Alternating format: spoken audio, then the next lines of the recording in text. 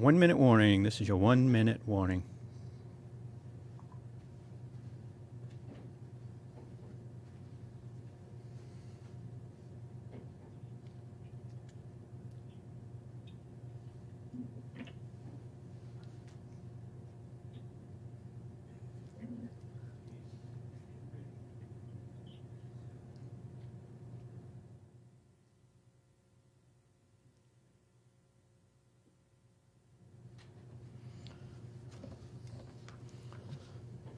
Hi, Josh. How are you? Great. Good morning, everyone. My name is Nirav Shah, and I am the Director of the State of Maine's Center for Disease Control and Prevention. I'd like to provide everyone in the state an update on where we stand with respect to the COVID-19 situation. As of this morning, Maine CDC is now recording 499 cases of COVID-19 across the state. This represents an increase in 29 new cases since yesterday. Of those, 92 have been hospitalized at some point in the course of their illness. 158 have recovered, and sadly among those there have been 10 individuals who have passed away. Our thoughts and prayers continue to go to the families of those who are grieving that loss, and we remain focused on helping everyone affected by COVID-19 make a full and complete recovery. There are no new counties that have community transmission in them as of yet. The only two where community transmission has been detected remain Cumberland and York counties. And at this point, all but one county, Piscataquis County in Maine, has recorded at least one case of COVID-19. Since beginning our work, the Maine CDC has fielded over 4,300 consults from individuals and healthcare providers across the state.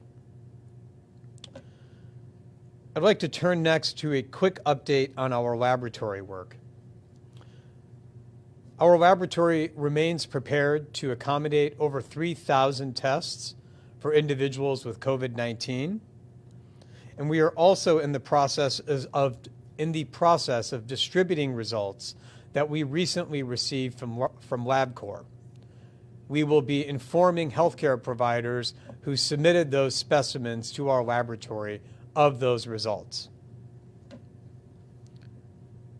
We are also continuing to ensure that our laboratory is prepared to accommodate and test samples from all people across Maine for COVID-19, provided they meet the testing guidelines established by the US CDC. I'd next like to turn to an update on our distribution of personal protective equipment across the state. As everyone is aware, PPE, or personal protective equipment, is a vital resource that has been in short supply, not just in Maine, but across the country. This PPE is used by healthcare workers of all stripes who are on the front lines working with COVID-19 patients, and we have been attempting to distribute that PPE fairly and equitably across the state. Today, Maine CDC staff are pulling roughly 75 orders from inventory, and those orders will be shipped out tomorrow. Tomorrow, we will be pulling approximately 55 orders of PPE, and they will be shipped out the subsequent day, on Wednesday. Right now, this week, for the next few days, our focus of PPE distribution is on congregate care facilities, specifically long-term care, skilled nursing, and assisted living facilities. These are areas that we know across the country there have been large-scale outbreaks of COVID-19. And in order to make sure that we keep those residents, as well as the healthcare workers who are working in them, as safe as possible, right now we're focused on making distributions to those facilities. It's important to note that these distributions come on top of a very large set of distributions that Maine CDC made just last Friday, where we distributed approximately 109,000 pieces of protective equipment across the state. That's 7 full vans of PPE that we made just this past Friday, and we're continuing with that effort this week, and we'll continue to do so to make sure that healthcare providers have everything they need to stay safe. I'd also like to provide a brief update on our planning around alternative care sites. Maine CDC is currently working on plans for a module for alternative care to be activated in southern Maine. We're simultaneously working on plans for modules to be activated, one in northern Maine, as well as continuing planning for 2 other modules, one perhaps in western Maine and another in the 4th in eastern Maine. This is work that is being done in collaboration with a number of other state agencies, as well as healthcare institutions across the state. I'd just like to pause for a moment to thank those other state agencies who are helping from a logistics perspective, as well as those hospital and healthcare institutions that are helping from a staffing and planning perspective. What I will say is that there will be much more information about this process and this planning and this rollout coming tomorrow. Finally, I'd like to just provide a quick update on some of the vital resources and assets that we track. As of this morning, there are a total of over 300 ICU beds available in total in Maine, 120 of which are available. With ventilators, there are over 320 ventilators, 268 of which are available. Of these so-called alternative ventilators, there are now nearly 200 available. And as for respiratory therapists, there are nearly 130 available and ready to serve across the state of Maine. As I close today, I'd like to draw a specific focus to every single healthcare worker and healthcare provider who is on the front line right now. And I'd like to just take a moment to thank them not only for their service, but for their courage. This is one of those situations where being courageous is not the same thing as being oblivious to risk. This is a situation where courage entails recognizing the risk and knowing full well that that risk exists, continuing to charge onto the front lines because they know that that is the right thing to do. And so on behalf of all of us across the state of Maine, to every single healthcare worker who is on the front line working on COVID-19, I want to tell you that we recognize the risk you are taking, and we commend your courage. Thank you for doing everything that you are doing. There are simply not enough spotlights in the state of Maine to shine a light on each and every one of those people on the front lines. But each of them in every corner of the state is doing heroic work. And I ask all of us to take a look around, take a look in our neighborhoods, in our families, in our communities, and take a second to thank each and every one of those healthcare workers for the risk that they're taking and the courage that they are displaying right now. This effort statewide could not exist without those healthcare workers who are on the front lines, and I personally thank them for their service. So with that, we will turn things over to our colleagues in the media who are joining us by phone. And I'd like to start with Brad Rogers from WGME. Brad, go ahead. Hi, Dr. Shaw. You're talking about PPE. Can you talk about the main companies and universities now manufacturing PPE for the state? And, when could you get those first shipments in? And really, how quickly could hospitals and the state run out of certain items? Great.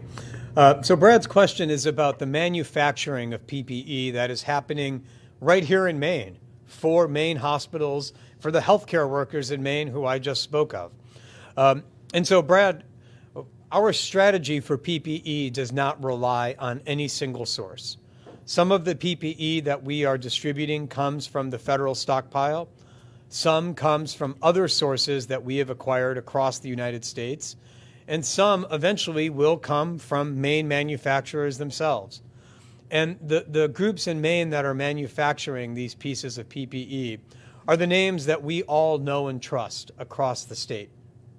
Commissioner Heather Johnson at DECD has been leading the effort to organize that manufacturing capacity and make sure that it gets distributed to healthcare workers.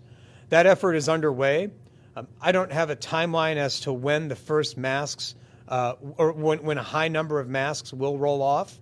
I do know that at least one manufacturer in the state has already been making masks on the order of several thousand per day for healthcare institutions across the state.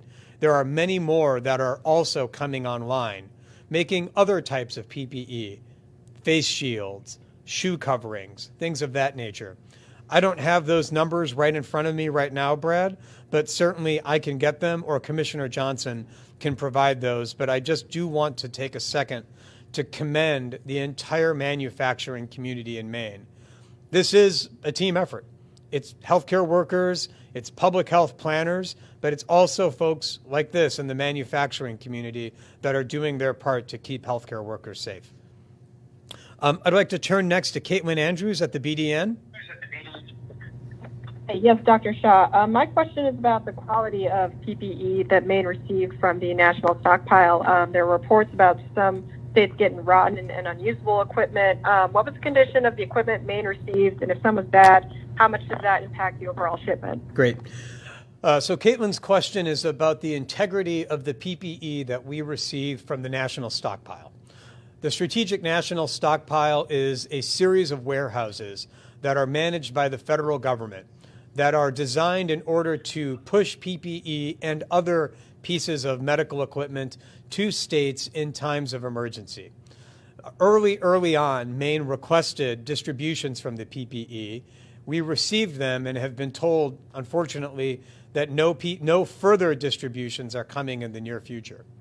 My understanding, Caitlin, is that the PPE that we received did not have any rotten or rotted out pieces of equipment in it.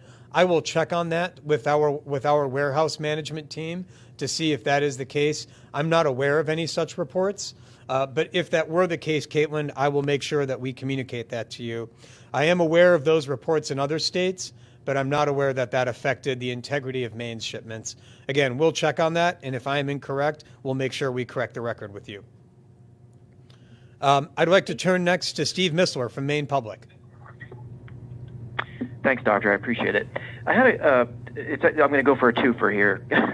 One is, the first question is as you probably know, the federal CDC basically greenlit the testing for antibodies to get a better picture of people who may have been exposed to COVID-19. And I'm wondering if Maine is participating in that effort or if it's too soon. And I guess the second question I have is if you could just clarify how many deaths and or cases have been in congregate settings. Got it. Okay. So Steve's first question is around antibody testing. There are two different types of ways to test for COVID-19, really to test for almost any bug. One way is to take a sample of blood, or in this case, fluid from someone's nose, to see if there are particles of the genetic material of the virus in that sample. In this case, the RNA. That's one way to test. The other way to test is to see if, so the way that the body reacts to any kind of particle is to create its own defense. That's one reason, for example, after you've been exposed to something, many infectious diseases, you don't get them again because the body is ready with its own defense line to respond. So another way that we can determine whether someone has been exposed to any virus like COVID-19 is to see if the person has those so-called antibodies in their blood. Both types of testing strategies are really vital. Right now in the United States, it's really just the genetic fingerprint mode that's being used. But Steve, as you note, in recent days, the United States FDA has approved certain tests that will detect the body's own antibodies. And so we have been following those developments very, very closely. We're following them partly from a scientific viewpoint to determine whether we'll participate in some of the population health studies to validate those devices, but also from a purchasing standpoint to determine whether we might want to acquire those for healthcare institutions in Maine to get a better handle on what's going on. Right now, those devices have just received FDA approval, the first such one just about 72 hours ago. And it's not even really being offered for wide-scale distribution.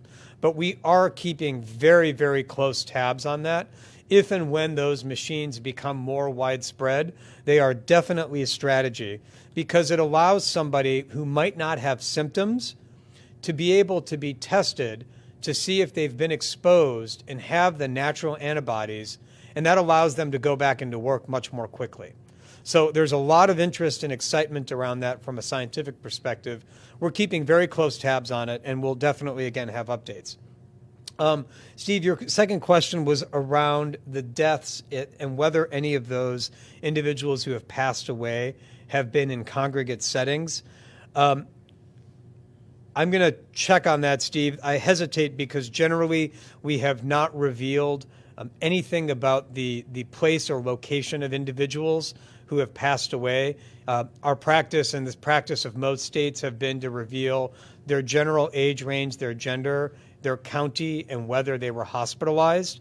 So I don't have that information immediately available, Steve, and I'll also have to check to see if we are able to release it at all. But so I just want to be straight with you about where we are. If we are able to release it, we will do so. I'd like to turn next to Amy Brown at WERU.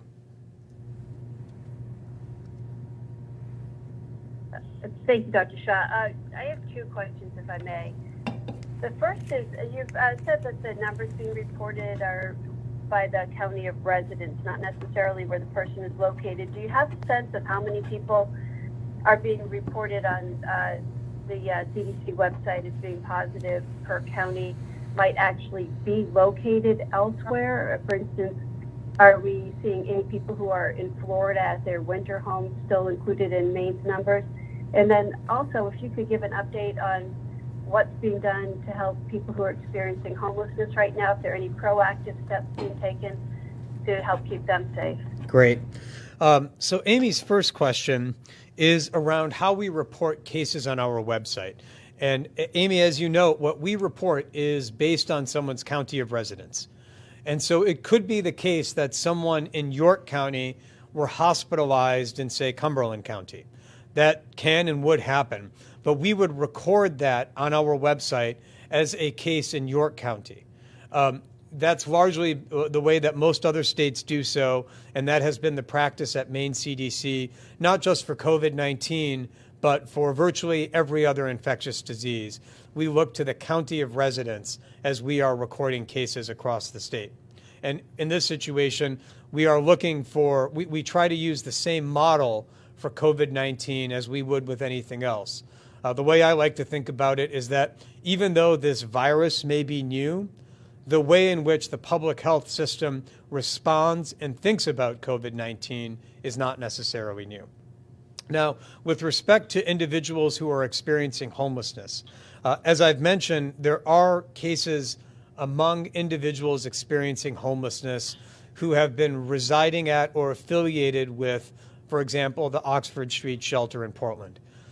We at Maine CDC, Maine DHHS, and state government overall are working very closely with city officials in Portland as well as the management of the Oxford Street Shelter to support their response.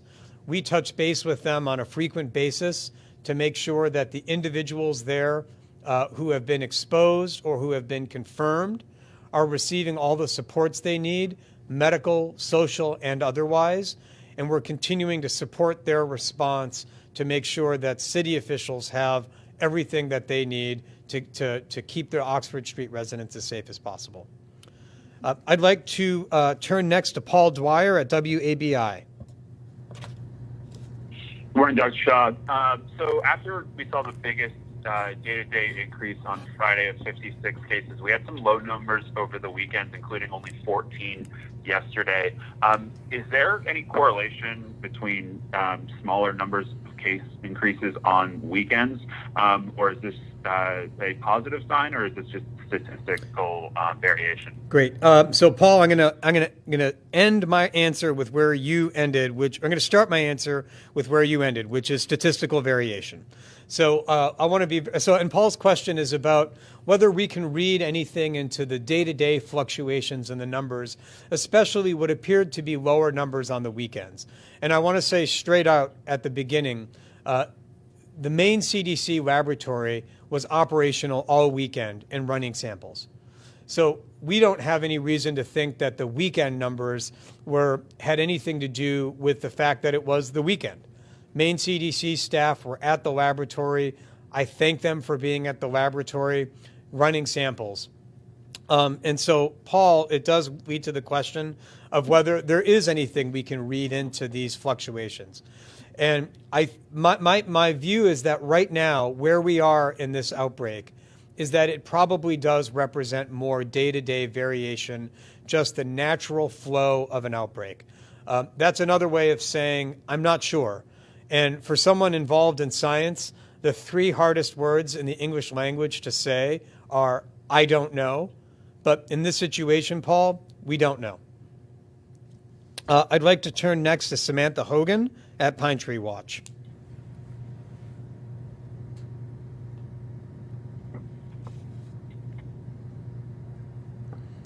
Samantha from Pine Tree Watch.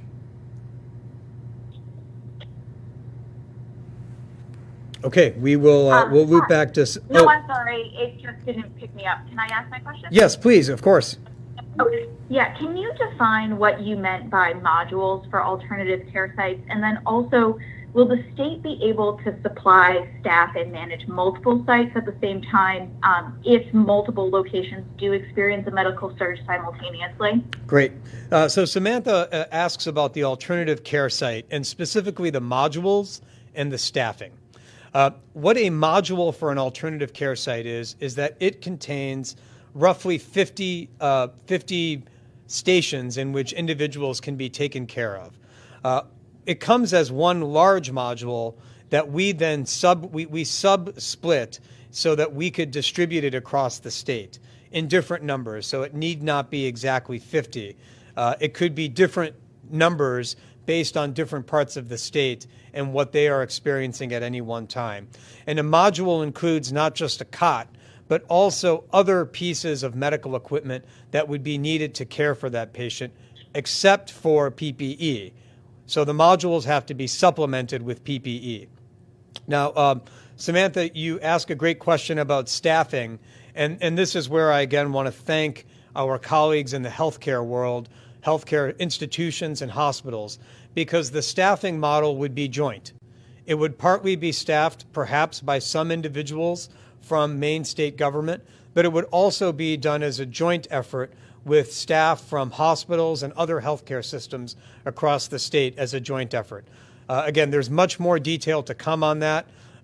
These staffing plans, as you can imagine, are quite challenging, and I just want to thank all of the representatives of the healthcare institutions and hospitals across the state for working with us on thinking through the staffing plan, because that is, of course, vital to the entire effort overall. I'd like to turn next to Megan from WMTW.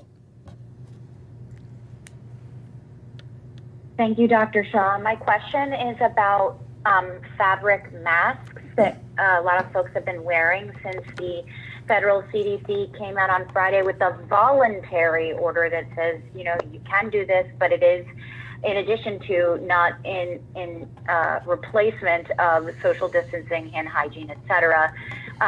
Can you just clarify your thoughts on these fabric masks, and if there is a safe way to wear them? What would you suggest people do, make, or how do you view this? Is this a false sense of security? Great. So thank you for that question, Megan. And Megan's question is about recent guidance from the U.S. CDC around the use of cloth face coverings. These are not so much masks as much as they are cloth barriers that individuals might be able to wear. And so, Megan, what I want to do is just share a little bit about where I think this is coming from and what the utility might be. The first really important thing to point out about cloth face coverings is that they are not necessarily designed to protect you. What they are designed to do is to protect other people from you. The rationale behind this is based on some data that have emerged and continued to emerge over the past several weeks, now months, showing that people who do not yet have symptoms of COVID-19 can quite readily pass it from one person to another, even before they have symptoms. The cloth face coverings are designed to minimize the chance that someone who doesn't have symptoms could transmit it to somebody else. But the CDC's guidance here really applies to individuals who are in group settings. So it's not so much that you need to be wearing a cloth face covering at home, although you're certainly welcome to, but it's really more when you have to make that trip to the grocery store, as infrequent as that trip should be. When you have to go into some area where other people outside of your household may be, that is a prime time to don one of these cloth face coverings. As you note, Megan, I really want to stress that these masks, these face coverings, are not in place of physical distancing requirements. They are in addition to physical distancing requirements. For that reason, we do ask everyone to take a look at a number of videos out there that demonstrate how you can go about making one of these.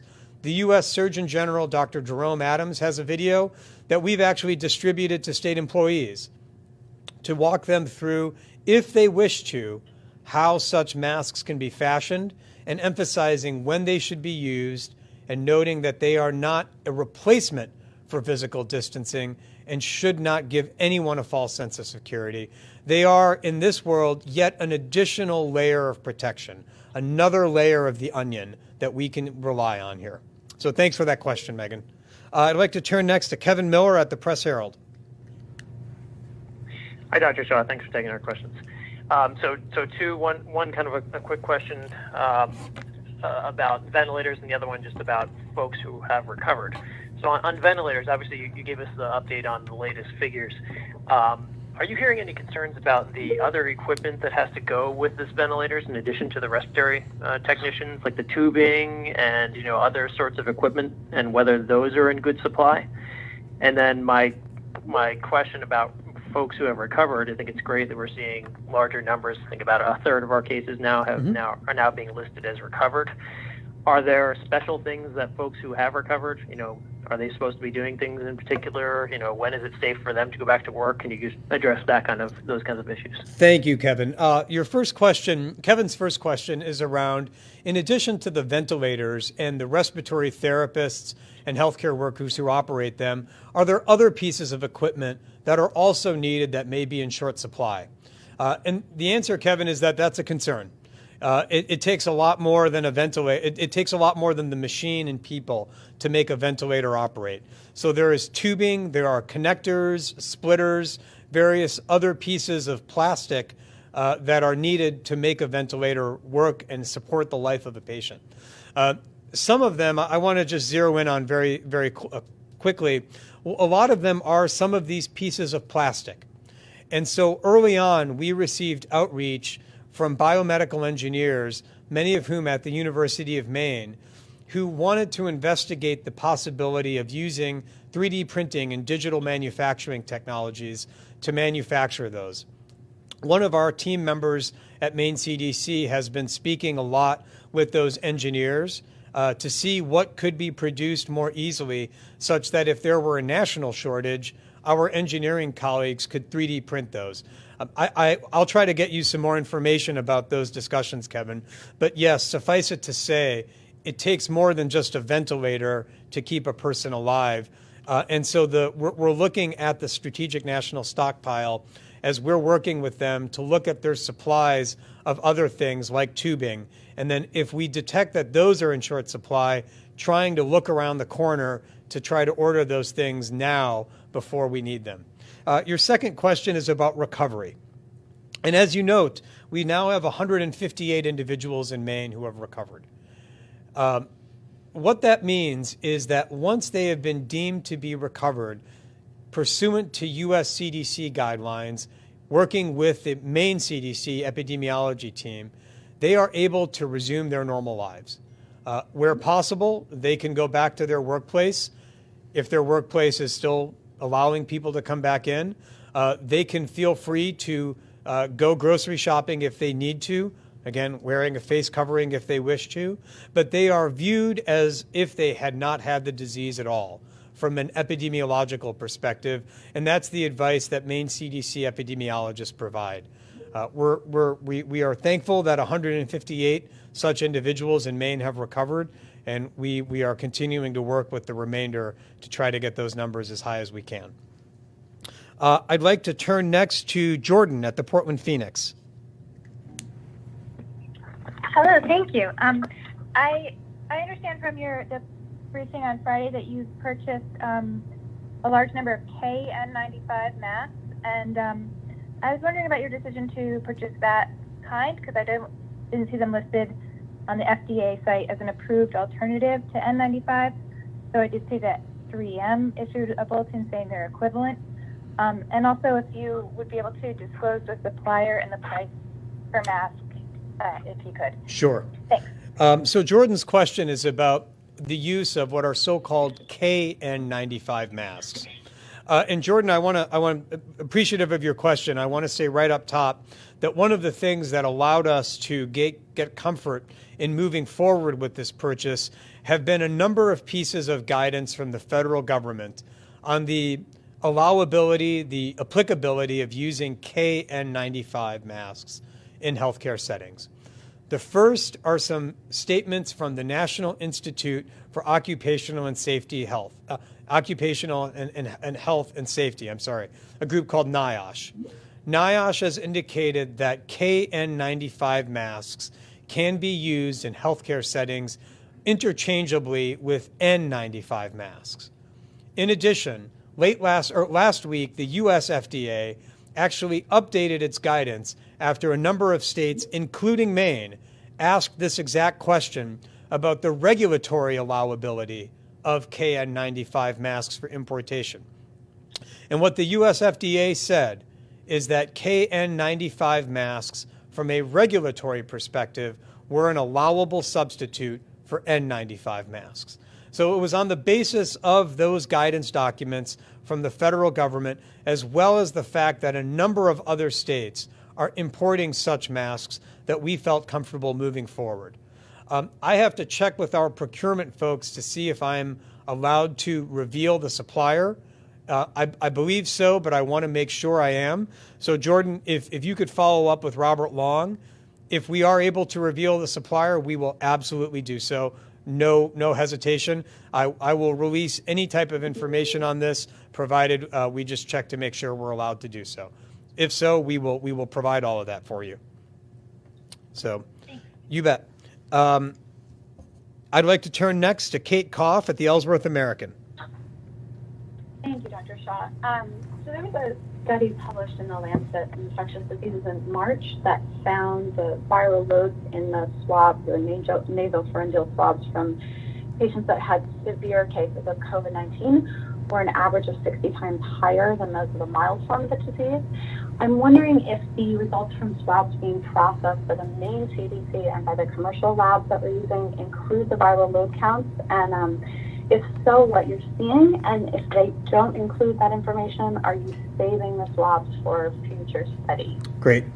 So Kate's question is around what we can glean Or what is the relationship between how severely ill somebody is and how much virus they might have in their nasal specimen? And as with a number of diseases, whether it's tuberculosis, measles, the flu, HIV, a number of diseases out there, the sicker you are tends to correlate with the number of times the virus has reproduced in your body.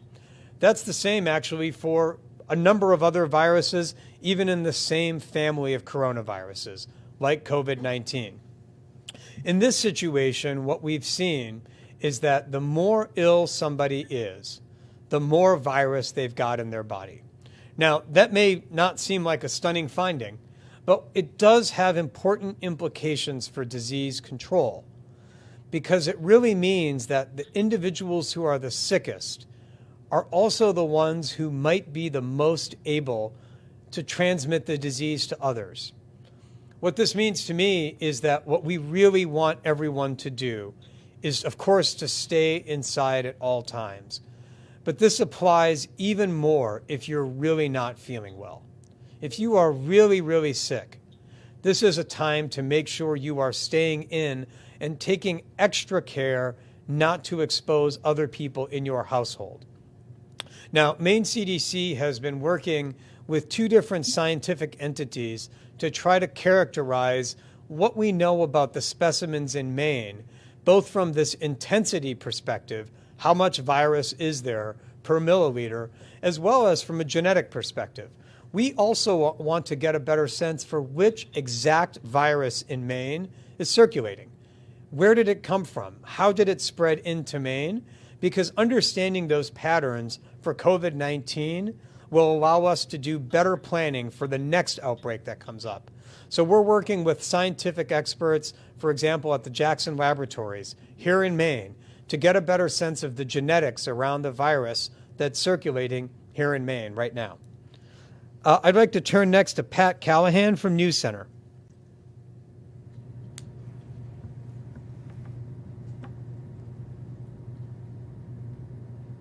Pat? Yes, Dr. Shaw, sorry, I had to unmute you. Thanks for taking the call. When we go outside, we are finding most people are being diligent about their physical distancing, but we see those who are not. Do you suppose there's a false sense of security coming from the fact that our numbers remain relatively low compared to some areas, or the fact that you've only identified community transmission in 2 counties? Do you suppose that there needs to be a way to express how many cases we believe there really are, apart from the ones that have been confirmed? Sure.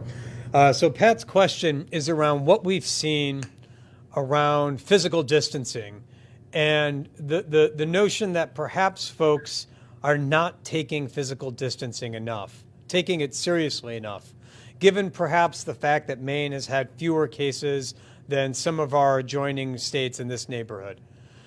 And Pat, what I would offer there is I certainly hope that's not the case.